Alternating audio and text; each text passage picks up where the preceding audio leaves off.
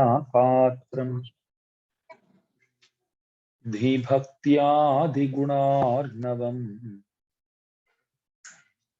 यतीन्द्रप्रवणं वन्दे रम्यजामातरं मुनिम्। श्रीमते रम्यजामातृमुनीन्द्राय महात्मने श्रीरङ्गवासिने भूयात्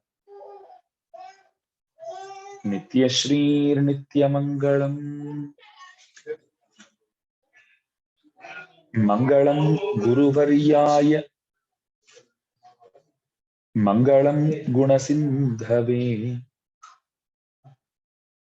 वादिभीतिकरार्याय नित्यश्रीर्नित्यमङ्गलम्। सबको जय श्रीमन्नारायण।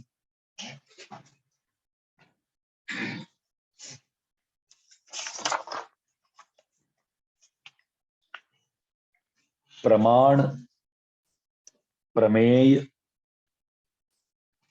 और प्रमाता। प्रमाण जिसे हम ज्ञान को प्राप्त करते हैं उसे प्रमाण बोलते हैं। प्रमा माने ज्ञान।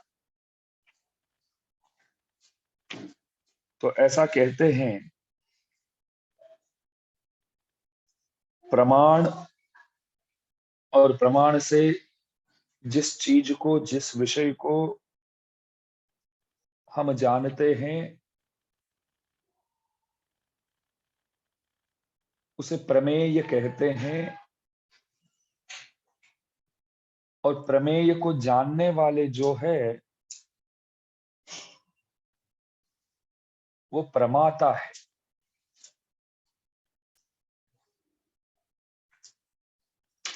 इसलिए हमारे आचार्यों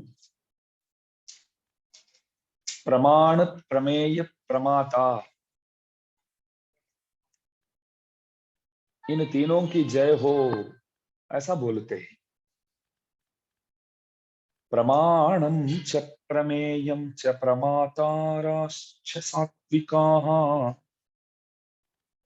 प्रमातारश्च सात्विकाः जयन्तु क्षपितारिष्टम् सह सर्वत्र सर्वदा। अशुभ को दूर करके ये तीनों हमेशा जीते रहे ऐसा बोलते हैं। प्रमाण, प्रमेय और प्रमाता हमारे लिए वेद जो है वो प्रमाण है और भगवान जो है वो प्रमेय है। और हमारे दिव्यसूरी गण, आழ்वार गण और आचार्य गण जो है वो सब प्रमाता है। तो तीन विषय, प्रमाण, प्रमेय और प्रमाता। यहां हम सब इसलिए भेजे गए हैं, इस मनुष्य शरीर को लेकर के हमें आगे पहुंचना है, सदगति पाना है। उसके लिए ये शरीर दिया गया है। शरीर माध्यम खलु धर्म साधनम विचित्रा देह संपत्ति ही ईश्वराय निवेदितुम। भगवान द्वारा दिया गया एक संपत्ति छे आ शरीर। प्रभु ने बहुत कृपा करके ये प्रदान किए हैं। देह संपत्ति ही ईश्वराय निवेदितुम। आत्मा को प्रभु की ओर अर्पण करने के लिए, प्रभु के पास अर्पण करने के लिए एक माध्यम है, एक साधन है ये शरीर। शरीर अत्यावश्यक चीज है, तभी तो हम भगवान के पास आ सकते हैं। एक एक इंद्रिय सही तरह काम करे तभी हम भक्ति कर सकते हैं। मानो कि अगर हम सुन नहीं सकते हैं, बहरे हो जाते हैं, तो कोई सत्संग के लिए बुलाते हैं, तो बुलाते बुलाते वो बुलाने वाला थक जाएगा, क्योंकि जो बोलता है वो समझ में तो आना चाहिए।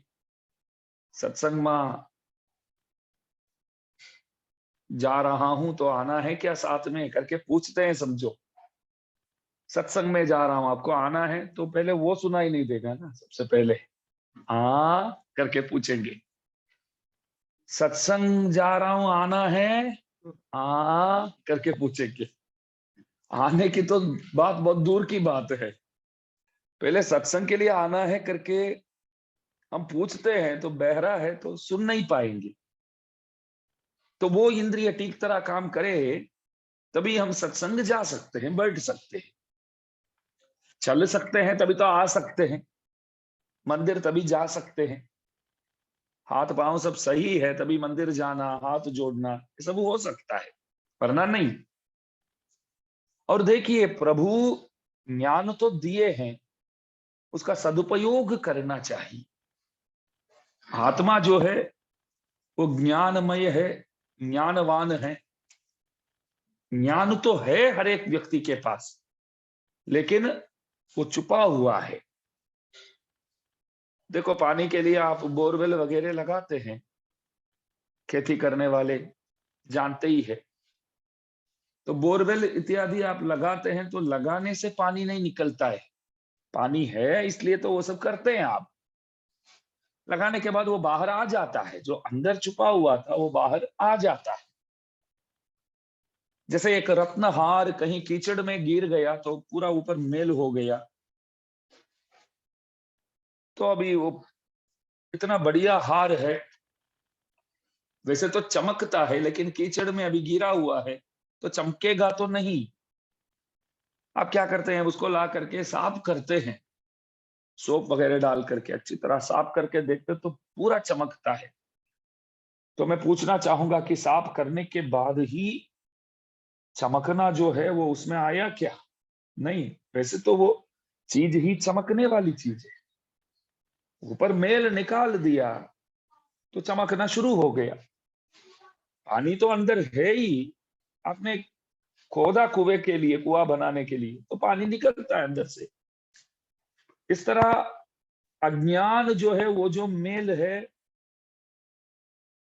वो ऊपर से ज्ञान को दबा के रखा है। तो उस मेल को आप दूर करते हैं तो अपने आप ज्ञान बाहर प्रकट हो जाता है। इसलिए तो सदाचारियों के पास बैठ करके पहले अज्ञान को दूर करके ज्ञान को लाना है बाहर। आचार्यों उसी कार्य में नित्य निरंतर प्रवृत्त रहते हैं, करते रहते हैं। ग्रंथों को इसलिए तो प्रदान करते हैं, उन ग्रंथों को कोई पढ़े और आगे बढ़े, आत्मा के बारे में मालूम होवे, वो आवश्यक है। तो देखिए, वरवरमणींद्र स्वामी जी महाराज उपदेश रत्नमाला में सबसे पहले आழ்वारों की जय हो। हम सब श्री वैष्णव हैं, आழ்वारों के बारे में मालूम होना चाहिए, हमारे धर्माचार्यों के बारे में। आழ்वार शब्द का अर्थ होता है जो प्रभु में डूबे हुए हैं। प्रभु एक सागर जैसे, तो उस सागर में जितने भी डूबे हुए हैं उन भक्तों को आழ்वार बोलते हैं। பாலாழினி கிடக்கும் பண்பையாம் கேட்டேயும் कालाळुम नेंजळियुम कणसुळलुम। सड़कोप स्वामी जी महाराज एक अद्भुत पाशुर, अभी जो दास बोला था तमिल में, वो एक पाशुर है, चतुसहस्र गीति, 4000 दिव्य प्रबंध में एक पद्य है। एक पद्य में आधा ही बोला दास अभी। वो पद्य जो है वहां जो विराजमान है ना, सड़कोप स्वामी जी महाराज, उन्होंने दिया है।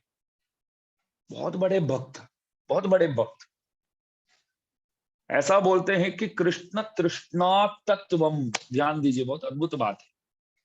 ये परांकुश स्वामी जी बोलते हैं, षटकोप स्वामी जी बोलते हैं, कुरकेश स्वामी जी बोलते हैं, वकुड़ाभरण स्वामी जी बोलते हैं, वैसे अनेक नाम है इनका। तो आप कौन है, ये षटकोप स्वामी जी कौन है? तो पराशर भट्टर स्वामी जी से पूछा गया, तो भट्टर स्वामी जी बोले, ऋषिम जुषा मही कृष्ण कृष्णा तत्वम ये बोधितम। भगवान कन्हैया के प्रति मानो कि कोई ऐसा प्रेम करता है, तो ऐसा प्रेम कोई कर ही नहीं सकता है। मानो कोई बंदा प्रभु के प्रति ऐसा प्रेम करता है तो कोई ऐसा प्रेम कर ही नहीं सकता है। उस प्रेम का एक आकार दो, तो वो आकार षटकोप स्वामी जी महाराज। कन्हैया के पीछे जो किया जाता है, जो उच्चतम प्रेम, उसको एक आकार दिया जाए, तो वो कौन है? षटकोप स्वामी जी महाराज। तो पूरी तरह डूबे हुए। एक बार वो गा रहे थे, पत्तोड़े अडियवर केलियवन पिरर करिय वित्तघन। अद्भुत बात बोलते हैं। भगवान कौन है? भक्तों के लिए भगवान सुलभ है, और अभक्तों के लिए कभी वश में आते हैं प्रभु। जो भक्ति नहीं करते हैं उन लोगों के वश में कभी प्रभु आते हैं? भक्तों के वश में आ जाते हैं। भक्तों जो बोलते हैं वो सुनते हैं। और जो बोलता है कि देखो मैं कोशिश करके, मैं प्रयत्न करके मैं प्रभु को यहां बुला देता हूं, ऐसा कोई बोलेगा तो कभी आएंगे ही नहीं प्रभु, कभी आएंगे ही नहीं। अगर भक्त कुछ बोलता है तो हाथ बांध के इस तरह एक सेवक की तरह आने के लिए तैयार रहते हैं। षटकोप स्वामी जी महाराज देखिए, कोई मंदिर जाकर के उन्होंने दर्शन नहीं किया। वो एक इमली पेड़ के नीचे बैठे थे, पूरा जीवन एक इमली पेड़ के नीचे।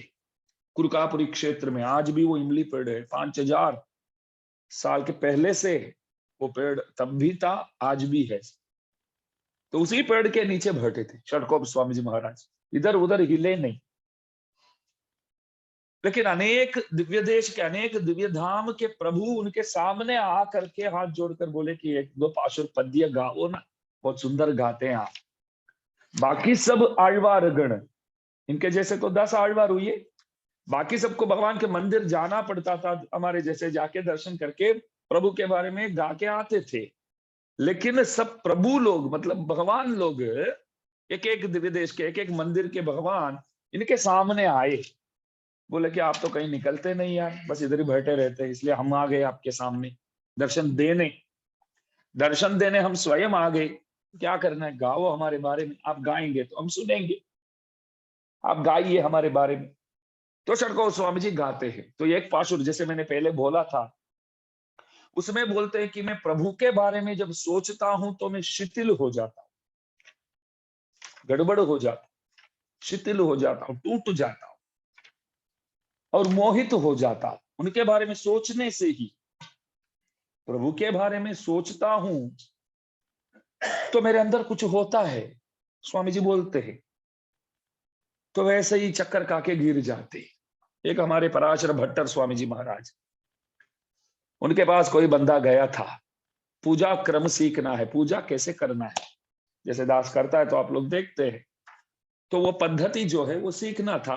तो जाके स्वामी जी से पूछा, सिखाओ, आपके पास आना है। स्वामी जी बोले, अच्छी बात है, पूजा करना चाहता है। कितने लोग करते हैं पूजा? बोलो। ज्यादातर लोग ऐसा समझते हैं कि पूजा गृह मतलब भगवान के लिए जो बढ़िया मकान बनाते हैं तो पूजा गृह सब बनाते हैं, ऐसा समझ के बनाते हैं कि ये तो औरतों का काम है, वो लोग संभालेंगे पूरा, ये भोग लगाना, दीवा बत्ती करना सब वो लोग संभालेंगे। ऐसी बात नहीं है। पति पत्नी दोनों को मिलकर के सेवा करना चाहिए, वहां विधिवत पूजा करना चाहिए, संप्रदाय अनुसार पूजा करना चाहिए, धर्म के अनुसार पूजा वो अत्यावश्यक है। तो देखिए, जाके पूछा भट्टर स्वामी जी से, पराशर भट्टर स्वामी जी से कि आप बोलिए, सिखा सकते हैं मेरे को, पढ़ा सकते हैं? अरे कल आ जाओ यार, 7 बजे आ जाओ, मैं सिखाऊंगा। तो दूसरे दिन वो गए थे। लगभग 6-7 घंटे के बाद भी वो अभी भी सिखा रहे। 7 बजे या 6 बजे वो आ गए, तो 7-8 बजे तक ये बोलते रहे। तो भाई बैटरी लो बोल रहे हैं, तो वो बदल देना, इसमें लगा देना, नीचे जो है ना उसमें से लेकर के केबल वायर इसमें लगा देना। तो बारंबार बोले, पढ़ाते रहते, सिखाते रहते, पूजा इस तरह करना है, इस तरह करना है। तो पद्धति जो है वो सिखाते रहते हैं, तो 7-8 घंटे तक। जो सीखने आया था वो विचार करता था कि इसमें पास में जो है उसमें लगा दो, बोला मैं वो निकाल के।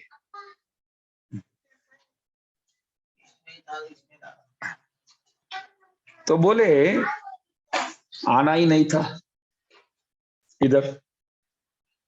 7-8 घंटे तक सिखाते हैं, तो पूजा नहीं किया वो अच्छा था। अभी अभी पूजा करना तो बहुत कठिन बात लग रहा है। प्रार्थना करके फंस गई।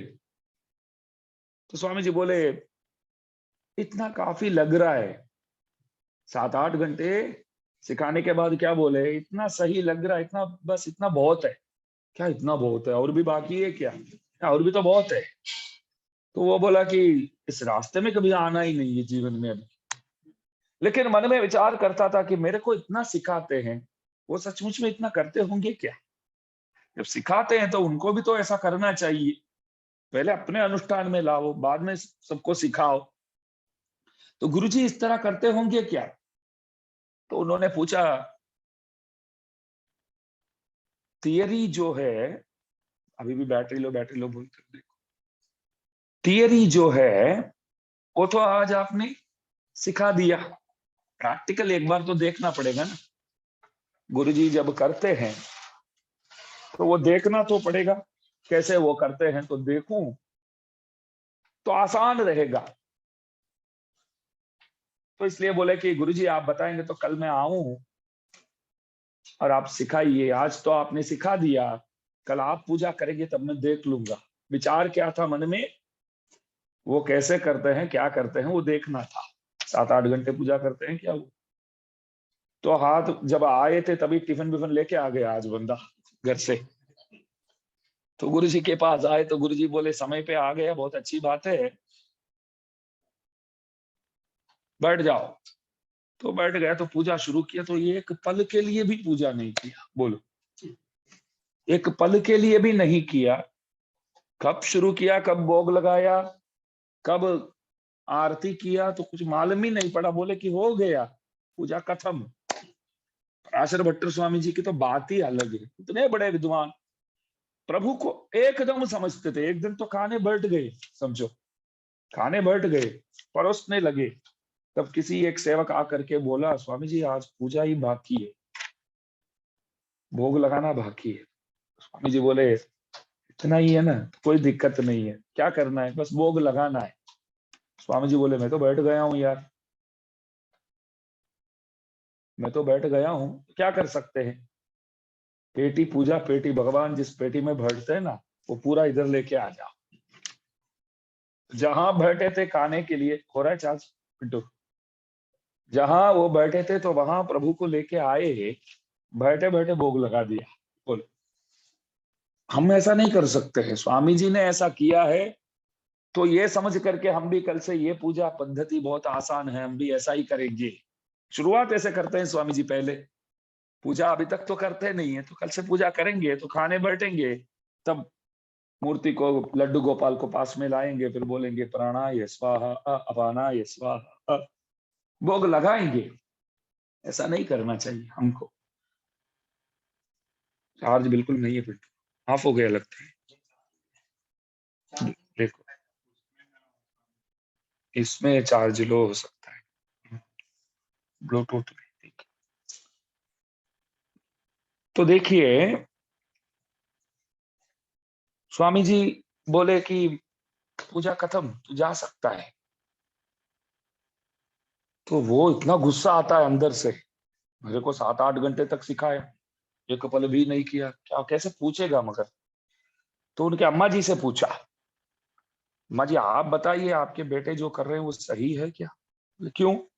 मेरे को इतना सिखाया, एक पल के लिए भी नहीं किया हो। तब उनके माताजी, भट्टर स्वामी जी के माताजी बोले कि मेरे बेटे के लिए एक पल की पूजा भी ज्यादा और आपके लिए 7-8 घंटे की पूजा भी कम है। क्यों? भाव पूर्ति जो है वो बहुत भावुक है, वो बहुत भावुक है। प्रभु के सामने जाते हैं तो वो शिथिल हो जाते, प्रभु के सामने वो कड़े ही नहीं रह सकते। आप लोग ऐसे नहीं है। देखो, हम भी तो कथा सुनते हैं कि रावण सीता मैया को अपहरण किया करके कथाकार बोलते हैं। हमको ये उठ के फिर भागते हैं कि मैं बचाता हूं करके, बोलो ऐसे ही बैठे रहते हैं ना हम। अरे किसी ने किसी को अपहरण किया हो तो हम, हमारा क्या जाता है, ऐसे ही तो हम बैठे हैं।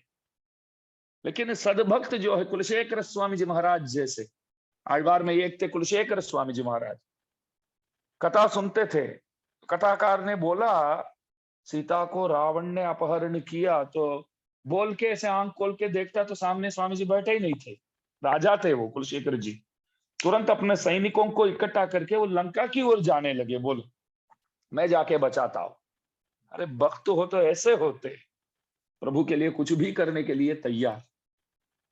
इसलिए तो आழ்वार बोलते हैं। आழ்वार शब्द क्यों? क्योंकि इस पाशुर में, तीसरे पाशुर में वरवरमणि स्वामी जी महाराज बोलते हैं कि आழ்वाர்கள் வாழி अरुളിച്ചयल वाळी। आழ்वाர்கள் वाळी, आழ்वारों की जय हो। आழ்वार शब्द का अर्थ तो मैंने बताया था, जो प्रभु में डूबे हुए हैं, प्रभु के गुणों में जो डूबे हुए।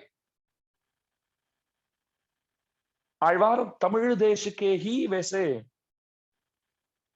सब संत थे, संत हुए। तमिल भाषा में चतुस्सहस्र गीति करके गाए।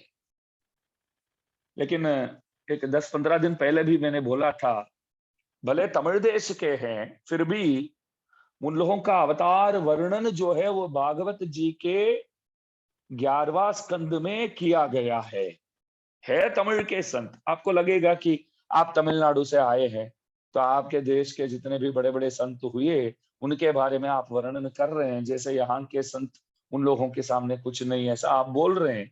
यहाँ के मतलब बाकी अन्य संत जितने भी, अन्य जितने भी भक्त हुए, हम बोलते हैं कि हमारे आழ்वार जैसे तो नहीं हो सकते करके बोलते हैं। क्यों बोलते हैं? आप वहां के हैं, इसलिए आपके वहां जितने लोगों का अवतार हुआ तो हम मानते हैं वो बड़े बड़े संत है। फिर भी वही संत है, वही भगवान के बारे में जानते हैं, बाकी कोई इतना नहीं जानते हैं। इस बात को हम कैसे स्वीकार करें?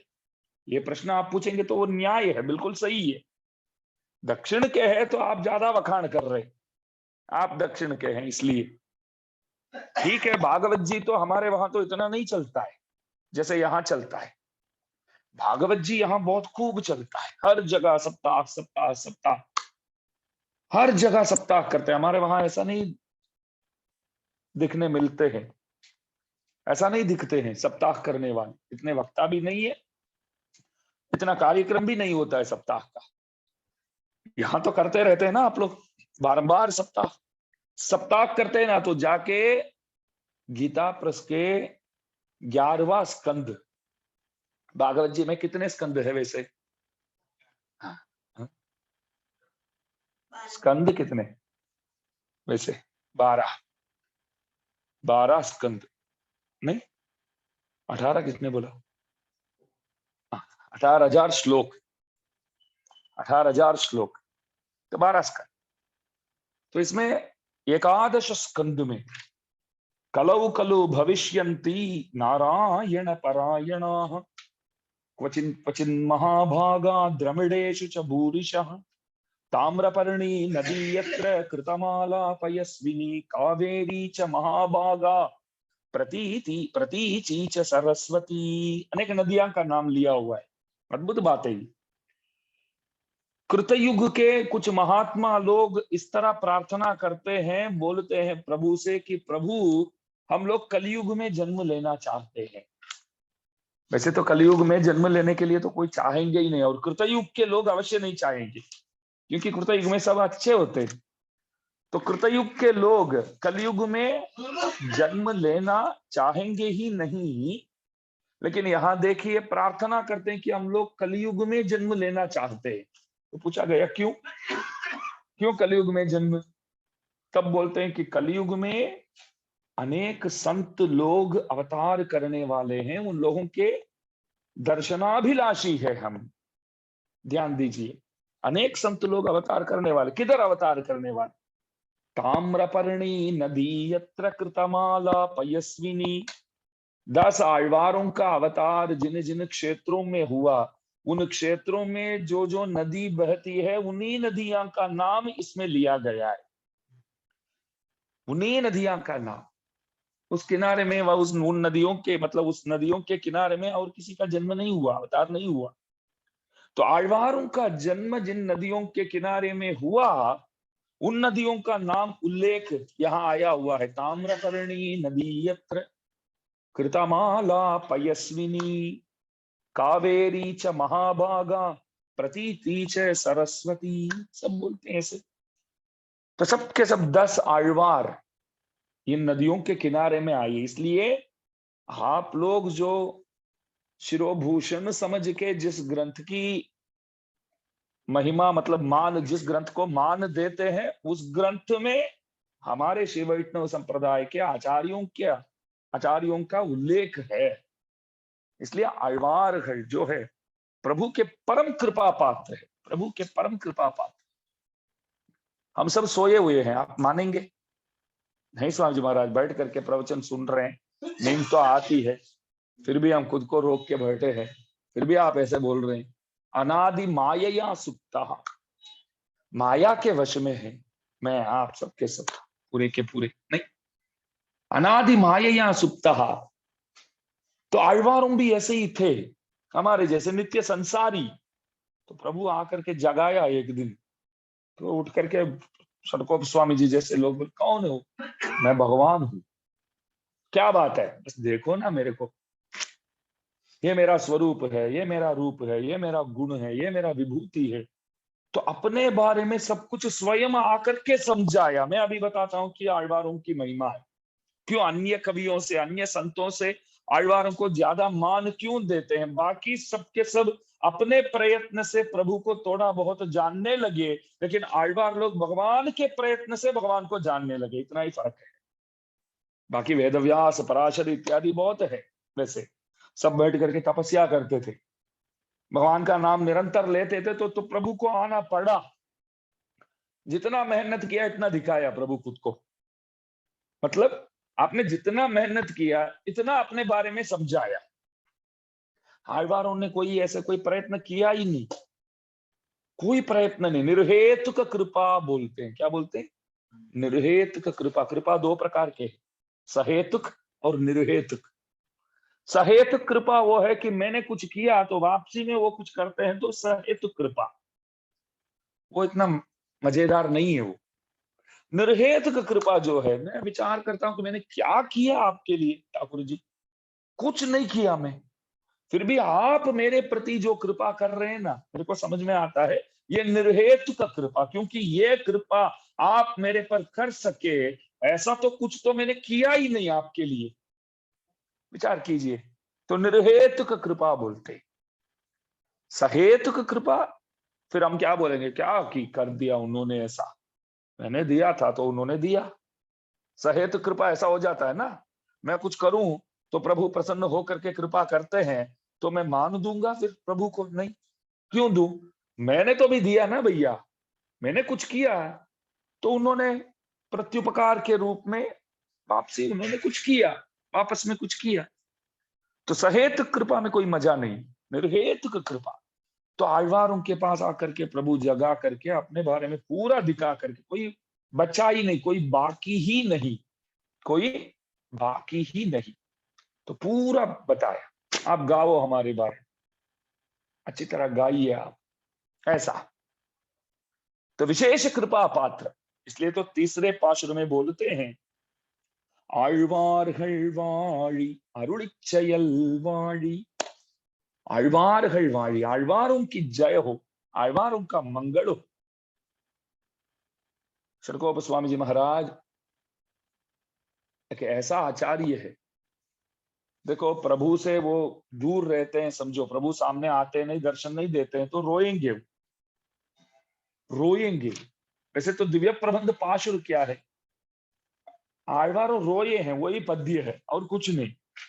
लेकिन एक बात है, रोये हैं तो भी सुंदर पद्य बन के आया है। सब रोये हैं, आழ்वारों का जो रोना है वही दिव्य प्रबंध है, पाशुर है, पद्य है।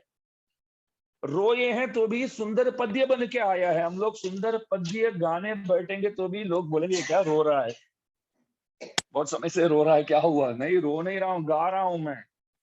कभी कभी ऐसा लगता है ना, कोई गाते हैं घर पे, कोई गाते हैं तो माता जी कोई भी गाते तो बहुत बहुत भूख लगती है क्या, ऐसा पूछते क्यों रो रहे हैं, क्या हुआ? अरे मैं तो गा रही हूँ, कहाँ रो रही हूँ? तो हम भी बोलते, कोई पूछे कि आप क्यों रो रहे हैं, क्या हुआ? रो नहीं रहे, गा रहे हैं। तो कुछ लोग गाते हैं तो लगता है कि रोते हैं। आழ்वार रोए लेकिन गाते हैं ऐसा लगता है, इतना ही फर्क है। आழ்वार रोते हैं, प्रभु आप क्यों हमारे प्रति ध्यान नहीं दे रहे, आप आइए, दर्शन करना है। तो ऐसे हैं षटकोप स्वामी जी महाराज, मानो कि प्रभु सामने नहीं आए तो उनको लगता है कि हमको प्रभु नहीं मिले करके रोते हैं। फिर संसारी को, हम लोगों को देखते हैं ना, हम लोगों को देख करके दया आ जाती है अंदर से, बोलते कि ये लोग को भी प्रभु नहीं मिले तो और जोर से रोते हैं। हमको ही रोते नहीं है, प्रभु नहीं मिले करके हमको ही रोते नहीं है, लेकिन हमको प्रभु नहीं मिले करके वो रोते हैं। देखो ये लोगों को प्रभु नहीं मिले। ऐसे एक दृष्टांत है, देखिए, वाड़ेर कान तेड़ेर मायुमा पोले, बहुत सुंदर वाक्य है। तो किसी को बिच्छू ने काट लिया पहली बार, पहले गांव में तो बहुत ऐसा होता था, तो बिच्छू ने काट लिया पहली बार, और वो ऐसे ही वो थोड़ा ज्यादा शोर मचाने वाला है, वो बिच्छू ने काट ले तो हा करके बहुत करता है। गांव वाले सब बोले अरे बिच्छू है ना, सांप नहीं ना, तो ज्यादा चिंता मत कर, कुछ नहीं होगा। तो इतना करता है वो, सब बोलते कि कितना रोता है, कितना चिल्लाता है। अरे बिच्छू के लिए इतना चिल्लाना तो अच्छी बात नहीं है, तो आओ डॉक्टर के पास। तो ले जाते, तो ऐसे चिल्लाते चिल्लाते जाता है समझो, तो सामने कोई आ रहे, कैसे आ रहे हैं सामने, किसी ने इतना बड़ा दारू लेकर के यहाँ गला में काटा है, बोलो, इतना बड़ा तलवार लेकर के यहाँ काटा है, तो पूरा लोई खून निकल रहा है, फिर भी ऐसे ही आ रहा है वो। थोड़ा सा इधर इतना कट हुआ है, यूं सर भी थोड़ा कट गया, फिर भी ये इतना चिल्लाता नहीं है, ऐसे रोता नहीं है, कुछ भी नहीं है, वो ऐसे ही आ रहा है। सामने हमारा बंदा बिच्छू काटा है तो भी इतना चिल्लाता करके, रोता रोता, जैसे उसको देखा शांत हो गया, भूल गया, मतलब अभी याद ही नहीं है इसको। जैसे उसको देखा तो शांत हो गया, तो भूल ही गया बिच्छू ने काटा। इस प्रकार हमारे आचार्यों बोलते हैं, षटकोप स्वामी जी जब प्रभु से दूर रहते हैं तो जैसे बिच्छू ने काटा तो वैसे वो चिल्लाते हैं। जब हमको देखते तो अपने दुख भूल जाते, मतलब हमको देखते हैं तो अपने दुख भूल जाते हैं और बोलते हैं कि ये लोग प्रभु से क्यों ऐसे है, इतना परेशान क्यों है, इतना ये है, ये क्यों है, बस प्रभु कृपा करो इन लोगों के ऊपर। तो उपदेश करते हैं, हम लोगों को उपदेश करते हैं, बोलते हैं कि कभी पैसों के पीछे, कभी बंध वर्गों के पीछे, कभी अपने यौवन के पीछे, ये सब माया में कभी मत फंसो, ये सब कोई काम का नहीं है। बस आप ही आपके लिए सब कुछ है, आपके लिए और कोई कुछ भी नहीं है। एक बात है, आपके लिए आप ही सब कुछ है, आपके लिए आप ही कुछ भी कर सकते, आप प्रभु के हैं, बस प्रभु पर विश्वास रखो, वही अत्यावश्यक है, वही करने योग्य है। ये उपदेश करते हैं। नरस्तुति मत करो कभी। लोग नरस्तुति करते हैं ना बड़े बड़े नेताओं के पास, इसलिए रोज जा करके बैठ करके आप जैसे कोई नहीं, आप जैसे कोई नहीं, आप जैसे कोई नहीं, चढ़ाते चढ़ाते चढ़ाते उनसे जो काम लेना है उसके लिए, और कुछ नहीं है। ऐसे प्रेम से कोई व्यवहार नहीं करता। जाकर के ऐसे बात करेंगे, थोड़ा वखाण करते रहेंगे तो काम हो जाता है हमारा। षटकोप स्वामी जी बोलते हैं ये क्यों करते हो भाई? नहीं, पैसा कमाने, ठीक है कमाता है, बराबर है, कब तक चलेगा, कब तक रहेगा वो पैसा तेरे पास? एक ना एक दिन तो सब कुछ हाथ से तो छूट जाएगा। अरे प्रभु ने जीव दिए हैं, प्रभु ने मुंह दिए हैं, तो सामान्य मनुष्यों के बारे में क्यों गाते हो? प्रभु के बारे में गाओ, गाने योग्य तो वही है। बाकी सबके बारे में गा करके क्या मिलने वाला है? कब तक रहेगा, कब तक टिकेगा वो बोलो। 1000 रुपया कोई देते तो कब तक दे पाएगा? अगर नहीं दे पाएगा तो हम वहां जाएंगे ही नहीं। फिर जब तक दे पाएगा तभी जय जयकार करके लोग जाएंगे। हार जाता है बंदा, समझो। इलेक्शन में तो देखते हैं कितने लोग साथ साथ घूमते, प्रचार करते समय कितने लोग साथ साथ घूमते। इलेक्शन रिजल्ट जैसे आता है तो कोई ना कोई तो हारेगा तो सही, जैसा हारता है तो उनके घर में कोई देखने मिलते हैं। जीत जाते तो फटाके फोड़ते हैं, कितने लोग स्वीट्स बांटते हैं, टीवी में दोनों मकान दिखाते हैं। जो जीत गया उसका भी ऑफिस दिखाते हैं, जो हार गया वो भी दिखाते हैं, बोलते कि यहाँ कोई नहीं है, सुना सुना है पूरा। तो कल तक तो सब थे, अभी क्यों कोई गए नहीं? अरे 5 साल बाद देखेंगे, अभी जाके कोई मतलब नहीं है।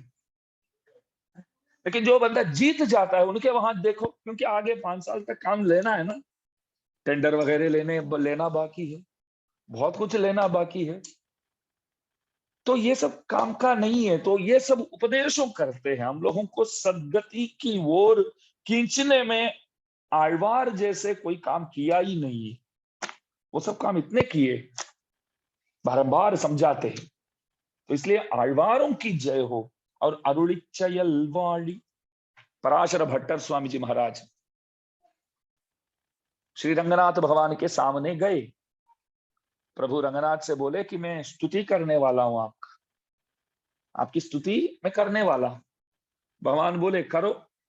स्वामी जी बोले करने वाला तो हूं, लेकिन मैं कहाँ लायक हूं प्रभु, स्तुति करने योग्य तो नहीं हूं मैं, स्तुति करने योग्य तो नहीं हूं प्रभु, आपके बारे में मैं कहाँ बोल सकता हूं।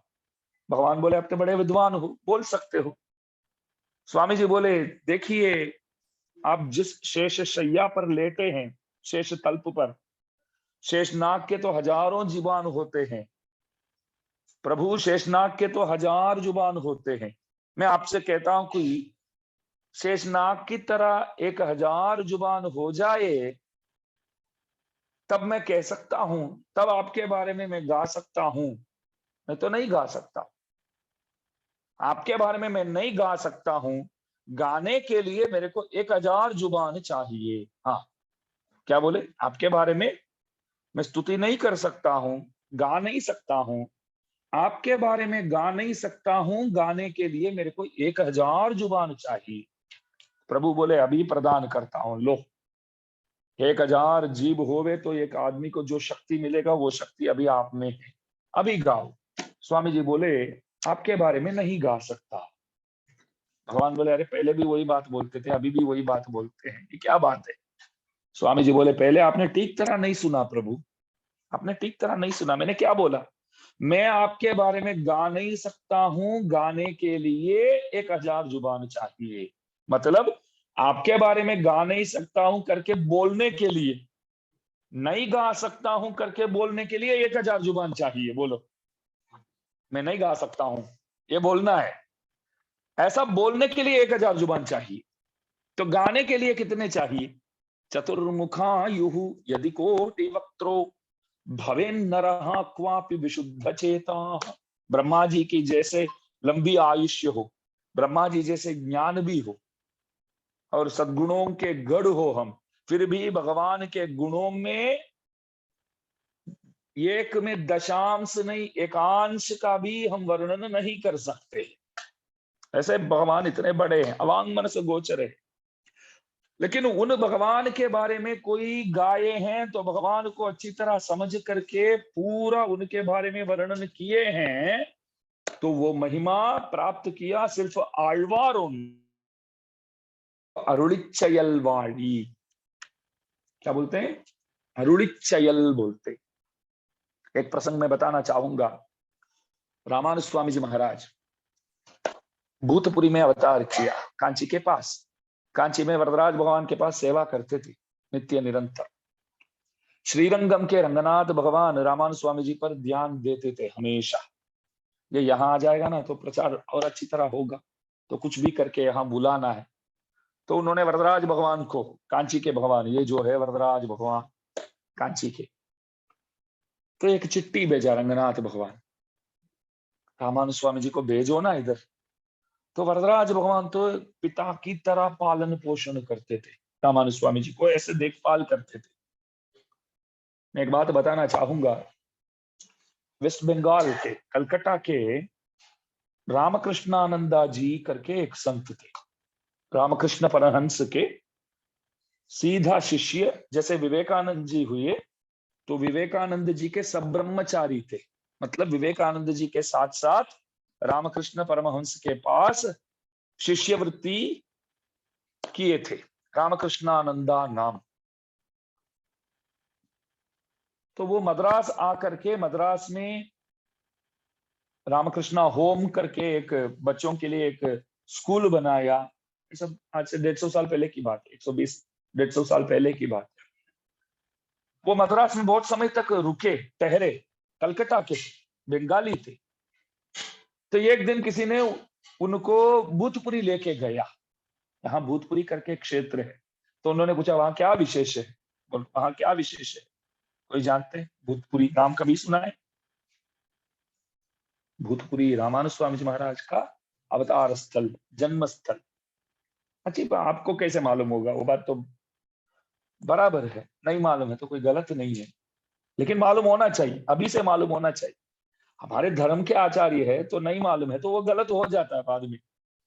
तो रामकृष्णानंद जी वैसे श्री वैष्णव तो नहीं थे, वो रामकृष्ण परमहंस के शिष्य थे। तो किसी ने बोला रामानुज स्वामी जी का अवतार स्थल है। वो बोले कौन है रामानुज, कौन है? अरे आओ तो सही यार, दर्शन करके आते। तो दोनों गए थे, तो दर्शन करके आए। तब से लेकर के वो हर एक श्री वैष्णव आचार्य के पास जा करके बैठ के रामानुज स्वामी जी के बारे में सुनने लगे, पूछते थे प्रश्न भी, और बहुत कथा सुनते थे। आखिर रामानुज स्वामी जी के जीवन चरित्र इतना बढ़िया बंगाली भाषा में वो लिखे, बंगाली भाषा में अनुवाद करके वो बोले कि हमारे देश में चैतन्य महाप्रभु को सब जानते हैं बंगाल में, लेकिन मैं मानता हूं, वो रामकृष्णानंद जी बोले, मैं मानता हूं चैतन्य महाप्रभु के बारे में जानते हैं तो इतना काफी नहीं है, रामानुज स्वामी जी के बारे में भी लोगों को अवश्य मालूमात होना ही चाहिए। तो बंगाली में इतना बढ़िया अनुवाद किया। आप पूछ सकते हैं उन्होंने बंगाली में अनुवाद किया, वो बढ़िया किया करके आपको कैसे मालूम है? आपको बंगाली आता है क्या? ऐसा पूछेंगे तो प्रश्न बिल्कुल सही है। मेरे को इसलिए मालूम है कि बंगाली में उन्होंने जो अनुवाद किया, उस ग्रंथ को किसी एक आचार्य ने पुनः तमिल में और इंग्लिश में अनुवाद किए हैं। बोलो, रामानुज स्वामी जी दक्षिण भारत के, यहां से बंगाल गए और बंगाल से वापस इधर आए पुस्तक रूप में। वैसे तो देखिए, बखान करते हैं यार, लोग जानेंगे तभी मर्यादा करेंगे ना, आदर देंगे ना। लोग जानते ही नहीं तो क्या करें, मालूम होना चाहिए। घर पे आप भी, अम्मा लोग भी इधर बैठे तो कुछ बढ़िया स्वीट बनाते हैं, बेटा बोलता है कि मेरे को नहीं चाहिए, तो आप क्या बोलते हैं? खा के तो देखो एक बार पहले कैसा है, देखो खिचड़ी खा के तो देखो, मालूम पड़ेगा कैसा है क्या है। खाता ही नहीं है तो कैसे मालूम पड़ेगा? पसंद नहीं, खाएगा तभी मालूम पड़ेगा ना। तो आचार्यों के बारे में मालूम पड़ेगा तब रुचि बढ़ेगा। हमारे धर्म के हैं तो हमारे आचार्य है, तो कोई रामकृष्णानंद जी जैसे अन्य धर्म वाले भी इतना वकाण करते हैं, इतना मर्यादा देते हैं। एक नास्तिक हमारे वहां, नाम था भारतीदासन जी करके, नास्तिक, परम नास्तिक, लेकिन बढ़िया कवि थे, सुंदर कवि थे तमिल भाषा के, लेकिन नास्तिक। वो तो भगवान भगवान में नहीं मानते थे। लेकिन वो अपने एक ग्रंथ में लिखते हैं, तमिलनाडु के बारे में लिखते हैं, हमारा तमिल देश जो है वो सर्वोत्कृष्ट है, ऐसा लिखते हैं। तो सब वहां वहां के कवि है तो ऐसा लिखेंगे, और बात सही भी है। तमिल देश अनेक प्रकार से बहुत उच्चतम देश माना जाता है। तब वो लिखते हैं कि तमिलनाडु की महिमा क्या है, तब बोलते हैं कि मुक्ति, मोक्ष जो है वो कुछ लोग ही पा सकते हैं, ऐसा था एक जमाना, सिद्धांत। कुछ लोग बोलते थे कुछ ही लोग मोक्ष पा सकते हैं, सबके लिए नहीं है मोक्ष, ऐसा बोलते थे। सबके लिए नहीं है मोक्ष, ऐसा बोलते थे। तो वो लिखते हैं, वो नास्तिक कवि, मोक्ष कुछ लोग ही पा सकते हैं, ऐसा पहले बोलने वाले सिद्धांतवादी अनेक थे। इनमें एक हुए हमारे तमिल देश से ऐसे विशाल हृदय वाले रामानुज स्वामी जी महाराज, जो सबसे पहले उद्घोषणा किया कि मोक्ष के लिए सबके सब अधिकारी है। एक नास्तिक लिखते हैं, बोलो आस्तिक लिखते हैं तो बात अलग है। जो नास्तिक है, प्रभु को नहीं मानता तो मुक्ति को भी तो नहीं मानेगा ना। फिर भी बोलते हैं रामानुज स्वामी जी के हृदय वैशाल्य ऐसा है कि नास्तिक को भी वखाण करना पड़ता है। तो समझ लो, जैसे भगवान दुर्योधन के वहां गए,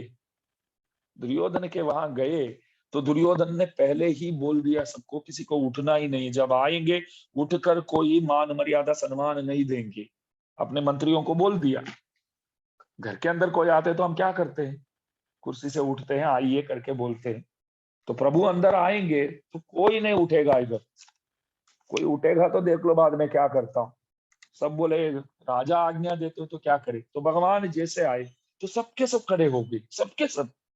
इतना गुस्सा आया दुर्योधन को, अरे बारंबार बोला था यार सबको, एक बार नहीं दो बार नहीं, जैसे क्लास लेते हैं तो वैसे क्लास लिया मैं, उठना नहीं उठना नहीं, क्यों उठे सबके सब। सब बोले महाराज पहले अपने आप को देखिए, आप क्या कर रहे, क्या कर रहा हूं। तो देखा तो वो खड़ा था। मैं कब खड़ा हो गया हूं, तो जैसे वो अंदर आए ना तो सबसे पहले खड़े होने वाले आप ही थे। वो आप ही को मालूम नहीं, मगर आप ही को मालूम नहीं सबसे पहले मैं खड़ा हो गया हूं करके। इसका मतलब यह है कि भगवान ऐसे तेजस्वी है, तो अंदर आते हैं तो बंदा अपने आप को भूल जा करके उठ जाता है। ठीक इसी प्रकार रामानुज स्वामी जी के बारे में जब मालूम पड़ा तो नास्तिक भी वकान करते हैं। क्यों ऐसी महिमा, रामानुज स्वामी जी को क्यों महिमा, ऐसा मान सम्मान क्यों देते हैं। तो तात्पर्य यह है कि आழ்वारों के रास्ते पर चलने वाले आचार्यों में मुख्यतम हुए रामानुज स्वामी जी महाराज।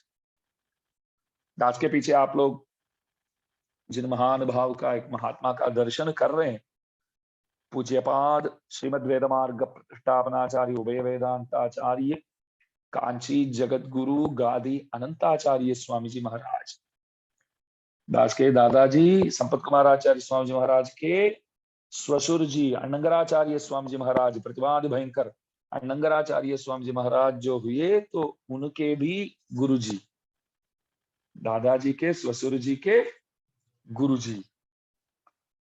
रामानुज स्वामी जी के बाद, वरवरुणी स्वामी जी के बाद उत्तर भारत में किसी एक आचार्य खूब बढ़िया प्रचार किए हैं तो सर्वप्रथम आपका नाम आता है।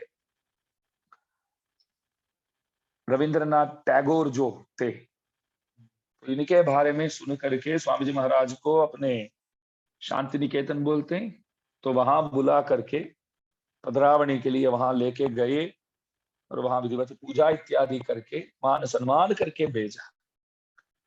दास इसलिए कहता कि देखो, दास लोगों को भी आप लोग मान मर्यादा देते हैं तो तात्पर्य क्या है, क्यों देते हैं। तो मैं मानता हूं एकमात्र यही विषय कि आழ்वारों के रास्ते पर जाने वाले हैं, इसलिए ये सब सम्मान मिलता है। तो रामानुज स्वामी जी को भी सम्मान लोग इसलिए देते हैं कि आழ்वारों के रास्ता पर चलने वाले, आழ்वारों जो बोले वो बात हमारे लिए पकड़ने योग्य है। और अरुणिचयलवाड़ी, अरुणिचयलवाड़ी, अरुणिचयल का अर्थ होता है क्या, चतुस्सहस्र गीति, दिव्य प्रबंध।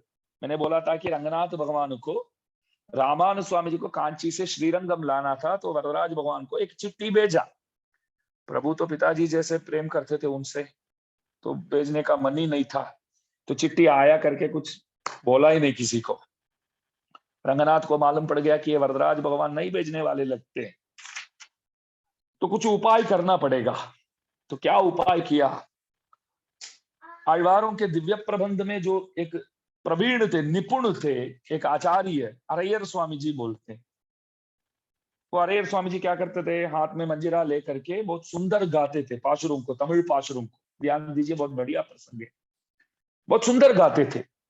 तो उनको पास में बुलाए और रंगनाथ भगवान बोले आपको कांची जाना है। कांची के भगवान है ना, नाम ही वरदराज, वरदान देने में जो उत्तमोत्तम है वो वरदराज है। अब जो मांगेंगे ना वो दे देंगे, वो ऐसा संकल्प करके खड़े हैं। तो इसलिए बोले आप प्रभु के सामने जाएंगे 4-5 पाशुर आழ்वारों के पाशुर गाएंगे ना, तुरंत प्रभु बोलेंगे, क्या गाएं यार, आपको जो चाहिए मांगो मैं देता हूं, ऐसा बोल देंगे। तब आपको क्या बोलना चाहिए? रामानुज चाहिए। तब तो देना ही पड़ेगा, क्योंकि आप जो बोल मांगेंगे वो दे देंगे। तो ये अरेर स्वामी जी वहां गए, सीधा प्रभु के पास गए, तो मंजीरा हाथ में लिया तो खुश हो गए। प्रभु, गाओ गाओ, सुनना है, आप आए हैं क्या, तो गाओ। तो वो गाने लगे प्रभु के बारे में। ऐसे ऐसे सुनते सुनते भगवान क्या बोले मालूम है? अम्मा जी के सिवाय वृंदेवी महालक्ष्मी जी जो पास में बैठे हैं ना, वहां देखिए, श्रीदेवी भूमि देवी दोनों आसपास दो है, वो श्रीदेवी अम्मा और भूमि देवी, और इस तरफ जो अम्मा जी बैठे, लक्ष्मी जी बैठे। तो प्रभु देखिए लक्ष्मी जी को एक क्षण के लिए भी नहीं छोड़ते हैं ना, तो इसलिए बोले कि अम्मा जी के सिवाय आप जो भी मांगेंगे ना, तो देने के लिए मैं तैयार हूँ। स्वामी जी हंसते हुए बोले, अम्मा जी को मैं कहाँ मांगने वाला हूँ, अम्मा जी तो, उनकी तो कृपा तो हमेशा हमारे साथ है। तो प्रभु को ऐसा है कि कोई मांग कर लेकर जाएगा, इसलिए बोले कि अम्मा जी के सिवाय आप जो भी मांगेंगे ना, देने के लिए तैयार हूँ, क्या चाहिए? तो बोले रामानुज प्रदान कीजिए। भगवान बोले, अरे तो भूल कर दिया मैंने, अम्मा जी और रामानुज के सिवाय आपको जो चाहिए वो मांगो। स्वामी जी बोले, मैं चलता हूँ, अभी कोई मतलब ही नहीं है यहाँ। क्यों? देखो, आप पहले बोले अम्मा जी के सिवाय जो भी चाहिए मांगो, मैंने रामानुज को मांगा, तो आप क्या बोलते हैं अनिल भाई, क्या बोलते हैं अभी भगवान? वो क्या बोलते हैं, हमको क्या मालूम, वो कुछ भी बोलेंगे, भगवान है। अम्मा जी और रामानुज के सिवाय आपको जो मांगना है मांगो। तो स्वामी जी बोले, रामो द्विर्णाभिभाषते। मैंने सोचा राम भी दो जीभ वाले हैं करके आज मालूम पड़ा। हमने सुना था कि राम जो है वो सत्यवादी है, वो भी दो जीभ वाले लग करके मालूम पड़ गया। अम्मा जी गोदाम्बा महारानी गाते हैं एक जगह, प्रभु है ना शेष नाग पर तो लेटते हैं, शेष नाग के तो दो जीभ होते हैं ना, नाग के, तो उसमें लेटते लेटते आप भी वो जैसे ही हो गए, मतलब दो जीभ वाले हो गए। तो रामो दुर्ना भी भाषते, तब देना पड़ा, भेजना पड़ा रामानु स्वामी जी को उनके साथ, क्योंकि वरदान दे चुके थे। तो तात्पर्य यह है कि दिव्य प्रबंधों के पीछे प्रभु उन्मत्त रहते, पाशुरों के पीछे, आழ்वारों के पाशुर आप गाएंगे तो आपके वश में भगवान आ जाते हैं। इसलिए वरवरमणि स्वामी जी महाराज यहाँ अरुणिचयल्वाड़ी आழ்वारों के प्रबंध जो है, उन प्रबंधों की जय हो बोलते हैं। मैं और एक कथा सुनाऊंगा। शालग्राम मूर्ति देखा है कैसे आता है?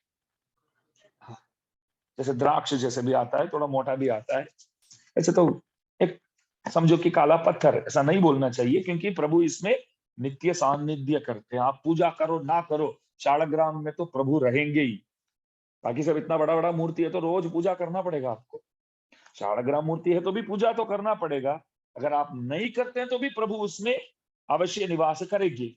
बाकी सब में क्या होगा, आप नहीं करते तो उधर से निकल जाएंगे प्रभु, करता नहीं है तो इधर क्यों रहूंगे, ऐसा निकल जाएंगे। लेकिन शालग्राम में हमेशा रहेंगे। एक विद्वान थे, दिव्य प्रबंधों को खूब अच्छी तरह गाते थे, हमेशा गाते ही रहते, प्रभु के गुणगान ही करते हैं समझो। लेकिन एक व्यसन उनको, सुपारी, पान सुपारी खाते थे। पान में सुपारी रखे, चूना लगा के वो मुंह में डालते थे, खाते थे। उसके लिए एक अलग सा पेटी रखते थे, उस पेटी में एक शालग्राम मूर्ति रखते थे, वो एक शालग्राम मूर्ति छोटी सी हमेशा रखते थे। कभी कभी क्या करते थे, सुपारी की जगह वो शालग्राम मूर्ति को पान में रख के मुंह में डालते थे, चबाने की कोशिश करते तो होता नहीं, तब याद आता कि अरे ये तो सुपारी नहीं है, ये तो शालग्राम मूर्ति है, तो बाहर थूकते थे। फिर दूध दही ला करके सहस्र शीर्षा पुरुषा सहस्राक्ष सहस्रपात अभिषेक करते थे। अभिषेक करके पुनः उस मूर्ति को उसी पेटी में रखते थे। फिर 2-3 घंटे के बाद पुनः सुपारी की जगह मुंह में डालते थे, फिर थूकते थे, अभिषेक करते थे। तो हमारे जैसे किसी ने देखा, ये क्या कर रहे हैं आप, वो तो भगवान है, अगर आपको ठीक तरह नहीं रखना है तो हमको दीजिए, हम अच्छी तरह अभिषेक करके हम रखेंगे, विधिवत पूजा करेंगे। तो स्वामी जी को लगा बात बिल्कुल सही है, हम तो पाप कर रहे हैं, इससे अच्छा कोई मांगता तो दे देते। तो ठीक है करके दे दिया। तो वो ले जा करके बंदा घर पे पूजा किया, अभिषेक किया, तो पूजा किया कैसे, पेटी पेटी में रख करके पर्दा लगा दिया, कल सुबह मिलूंगा आपसे मैं। तो पूजा करके ऐसे सो गया। सपने में प्रभु आए, किसने बोला वहां से मेरे को यहाँ लाने के लिए तेरे को? मैं जहां था वहां खुश था। नहीं भगवान, वहां तो वो मुंह पे डालते थे आपको, वो नहीं डालते थे। मैं इच्छा करता था, मतलब मैं चाहता था उनके मुखारविंद में रहने के लिए। क्या मुखारविंद में रहना, क्या बात कर रहे हैं आप, वो तो सामान्य मनुष्य है, क्या मुखारविंद। अरे हमेशा दिव्य प्रबंधों को वो गाते हैं, आழ்वारों के पाशुरों को जो गाता है, उनके मुंह पे रहना मेरे को अच्छा लगता है। बोलो, आழ்वारों के पाशुर गाते हैं यार, नित्य निरंतर, और कोई व्यापारी नहीं है उनका। हमेशा वो गाते रहते हैं प्रभु के बारे में, मतलब मेरे बारे में, आழ்वारों की गीतों को गाते हैं। इसलिए मैं चाहता था कि मैं वहीं रहूं, वो तूंगते तो मेरे को अच्छा नहीं लगता था। तो बंदा ने पूछा मैं क्या करूं अभी, तो सुबह उठ करके ना मेरे को वापस वहीं पहुंचा था, वही करना है। तो लेके गया, तो स्वामी जी बोले क्या हुआ। मैं क्या बोलूं स्वामी जी, बस आप सुपारी की जगह इस्तेमाल कीजिए, वही सही है। प्रभु वही चाहते हैं। इसका तात्पर्य ये नहीं है कि हम भी ऐसा कर सकते हैं, ऐसी बात नहीं है। कथा से सिर्फ इतना लेने का है कि आழ்वारों के दिव्य प्रबंधों को कोई जानता है, नित्य निरंतर गाता है, तो उनके प्रति भगवान का जो लगाव है वो इस तरह है, प्रभु की जो प्रेम है वो इस तरह है। इसलिए अरुणिच्छयल्वाड़ी ताழ்வாதுமில் कुरवर्ताम वाड़ी, उसी दिन मैंने बताया था नाथ मुनि जी परिश्रम उठा करके 12,000 बार षटकोप स्वामी जी के बारे में मधुर कवि स्वामी जी द्वारा दिया गया प्रबंध को, कन्निनुन चिरुत्ताम्ब को 12,000 अनुसंधान किया। तो षटकोप स्वामी जी आगे आए और चतुसहस्र गीति हाथ में दिया। आज भी हमारे मंदिरों में दया भाई हर साल 21 दिन अध्ययन उत्सव करके होता है। बहुत बड़ा मेला है मंदिर में। देखिए आप, श्री वैष्णव मंदिर में कोई कोई उत्सव एक दिन का उत्सव होता है। श्री राम नवमी, रामनवमी कितना दिन का, कितने दिन का उत्सव है, एक ही दिन। कृष्ण जयंती, श्री जयंती, जन्माष्टमी जो है वो हमारे वहां 2 दिन का मेला है। लट्टे का मेला बोलते हैं दूसरे दिन। पिछले दिन प्रभु का जन्मोत्सव रात को करते हैं, दूसरे दिन प्रभु माखन चोरी करने जाएंगे ना, वो उत्सव भी मंदिर में मनाया जाए। 2 दिन का उत्सव है। कोई कोई उत्सव 3 दिन का उत्सव, कोई कोई उत्सव 7 दिन का उत्सव, पवित्रोत्सव इत्यादि। पल्लवोत्सव 7 दिन का उत्सव मेला। दवनोत्सव बोलते हैं 3 दिन का उत्सव। ब्रह्मोत्सव कितना दिन, 10 दिन। कोई कोई मंदिर में 9, ऐसे 10 सही है, 10 दिन का मेला। एक उत्सव ऐसा है कि आழ்वारों के दिव्य प्रबंधों के लिए एक उत्सव मनाते हैं प्रभु, 21 दिन का मेला। बोलो, एक बार ऐसा था कि परकाल स्वामी जी महाराज जो यहाँ विराजमान है, दर्शन कीजिए सिर्फ बस, जो भी चित्रपट में यहाँ विराजमान है तो उनका तो दर्शन संभव है। परकाल स्वामी जी महाराज, आप रंगनाथ भगवान के सेवा में लगे हुए थे। मंदिर पुनर्निर्माण करना, दीवार बनाना, ये सब काम आप ही ने सेवा किया। और आप चोर भी थे, भक्त भी है, साथ साथ चोर भी थे। ये कैसे संभव है। पहले चोर थे बाद में भक्त हुए तो बात अलग है, वाल्मीकि भी तो ऐसे थे। आप कैसे थे, आप आखिर तक भक्त भी रहे, आखिर तक चोर भी रहे, तो कैसे संत है। हम अभी हाथ जोड़े कि नहीं, एक प्रश्न है। आप चोर इसलिए थे कि प्रभु के सेवा के लिए चोर करते थे, चोरी करते थे, बाकी अपने लिए नहीं। प्रभु के लिए सेवा करना है तो मांगेंगे, नहीं देंगे तो चोरी करेंगे, बस इतना ही उनका सिद्धांत। शास्त्रों में ऐसा कहा गया है, अनुमति है। सत्कर्म के लिए आप मांगो, नहीं देते तो चोरी करो। लेकिन एक बात है, शास्त्र तो माफ कर देगा, पुलिस वाले माफ नहीं करेंगे आज के जमाने में। तो शास्त्र बोलता है कि कोई बंदा भूखा है तो खाना आपके पास है तो दो, आपके पास नहीं है तो पड़ोस में जाके पूछो, पड़ोसी के पास है, वो नहीं देता ना तो उसको करके भी लाओ, खिलाओ इसको। शास्त्र में ऐसा बताया गया है, लेकिन कर नहीं सकते ना, पुलिस वाले नहीं छोड़ेंगे। शास्त्र में ऐसा बोलेंगे ना तो और भी सजा ज्यादा देंगे फिर। तो ऐसी बात है। तो स्वामी जी महाराज चोरी तो करते थे, प्रभु के लिए करते थे। तो एक बार उन्होंने बढ़िया भगवान के लिए दीवार वगैरह बना के पुनर्निर्माण किया पूरा। तो रंगनाथ भगवान खुश होकर के बोले कुछ वरदान चाहिए तो बोलो।